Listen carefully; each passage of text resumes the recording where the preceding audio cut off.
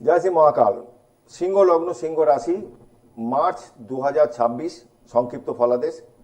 এটা ভাবার কোনো কারণ নেই যে প্রতিটা সিংহ লগ্ন বা রাশির জাতক জাতিকাদের একই ফলাদেশ, একই রেজাল্ট হবে না, কখনো হতে পারে না। কারণ আপনার বার্থ চার্ট অনুযায়ী এক একজনের প্ল্যানেট এক এক জায়গায় বসে আছে। কিন্তু আজকের দিনে যে প্ল্যানেট বসে আছে, প্ল্যানেটারি পজিশন যা আছে আমি একটু বলে নিই।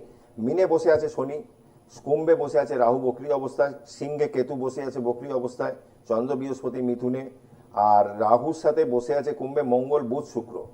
তা এই প্ল্যানেটারি পজিশনের ওপর কি দাঁড়াতে পারে মার্চ মাস সিংহ রাশির জাতক জাতিকাদের? 7th হাউসে রাহু, মঙ্গল, বুধ, রবি, শুক্র, পাঁচটা প্ল্যানেট বসে আছে। খুব সাবধান, দাম্পত্য জীবনে ঝড় আসার মতন কানেকশন রয়েছে। ব্যবসার জায়গায় 19-20 হতে পারে, টাকা আটকে যেতে পারে, বা টাকা দিয়েছেন ব্যবসায়, টাকা ইনভেস্ট করেছেন, সেই টাকা ডুবতে পারে। খুব সতর্কভাবে এই সময়টা চলতে হবে। আগামী 15ই মার্চ রবি চলে যাবে এখান থেকে মিনে, কিছুটা বেটার। আচ্ছা, শুক্র আপনার কুম্ভে যেরকম বসে আছে, সিংহ রাশির সপ্তম ভাবে বসে আছে, সেই শুক্র কিন্তু 26শে মার্চ চলে যাবে মিনে। তা সিংহ লগ্নের জাতক জাতিকাদের দাম্পত্য জীবন সম্পর্কে একটু সচেতন করে দিলাম। আপনাদের বৃহস্পতি এখন বসে আছে, দেবগুরু বৃহস্পতি আপনাদের রাশি সাপেক্ষে 11th হাউসে বসে আছে। সেখান থেকে দৃষ্টি দিচ্ছে 1, 2, 3, 4, 5, তৃতীয় ভাব, পঞ্চম ভাব, সপ্তম ভাব, এই দৃষ্টি দিচ্ছে। 7th হাউসের দৃষ্টি, পঞ্চম ভাবে দৃষ্টি, তৃতীয় ভাবে দৃষ্টি। শর্ট ডিস্টেন্স ট্যুর হতে পারে কাজের সূত্রে, এমনি ঘুরতে যেতে পারেন।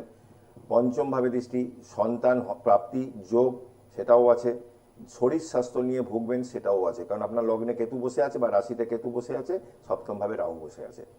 রাহু একদম সপ্তম দৃষ্টিতে আপনার লগ্নের উপর দৃষ্টি দিচ্ছে। শরীর স্বাস্থ্য নিয়ে সতর্ক থাকতে হবে। আচ্ছা, সিংহের অষ্টমে শনি। অষ্টম কি? গুহ্যবিদ্যা। অষ্টম কি? মারক স্থান। এই সমস্ত ব্যাপার নিয়ে একটু দশমে দৃষ্টি দিচ্ছে বাবারা। অষ্টমে বসে দশমে দৃষ্টি দিচ্ছে। শনির তৃতীয় দৃষ্টি কিন্তু মারাত্মক হয়। 10th হাউসে যখন দৃষ্টি দিচ্ছে, কর্মক্ষেত্রে কিছু সমস্যা আসতে পারে, একটু সতর্কভাবে চলতে হবে। ওভারঅল এই আছে আপনাদের কানেকশন। এবং আপনাদের দ্বিতীয়ভাবে শনি দৃষ্টি দিচ্ছে, মানে সিংহের দ্বিতীয়ভাবে দৃষ্টি আছে।